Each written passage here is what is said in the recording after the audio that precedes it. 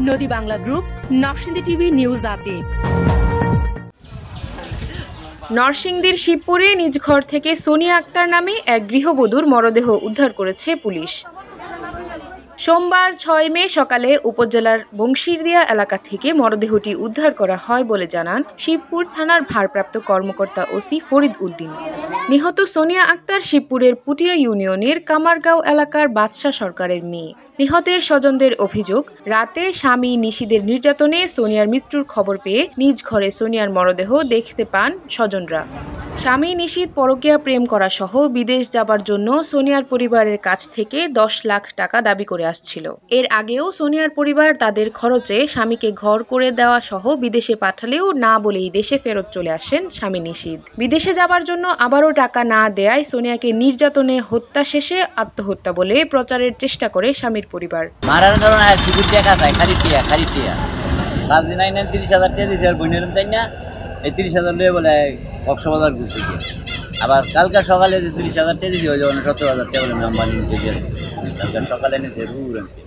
আমি তো দিতে মনে করি শেষ বিদেশ আমি বেড়াইছি, বিদেশ থেকে আনা কথা না কইও আগো দিছি এত টাকা পয়সা দিছি তো আমি টাকা কিভাবে কই আমার স্বামী ভাত বেচা খা আমি কি 10 লাখ টাকা দিউনির ওনার ইয়ে আছে সব আমি দিয়ে ফেলাইলাম তো আমি ওনার কি দিব ই ফেলে মানুষ আমার মেয়েরে বলে ফার্নিচার দিছি না দেন গেছেন ঘরের ভিতরে ফ্রিজেতে লিয়ে আমার যা যে দুনো কামে দিছি খাওয়াইছি 10 বছর নাতি জি ফালছি জিগান সব মানুষে দেখছি।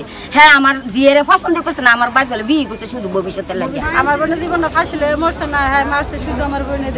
হ্যাঁ বলে একটা মায়ের সাথে সম্পর্ক আছে, শুনছি যে এটা বাইরে তাই প্রেম বলে করে। কদিন আগে বলে কক্সবাজার বলে ঘুরে আসছে সেরি লইয়া।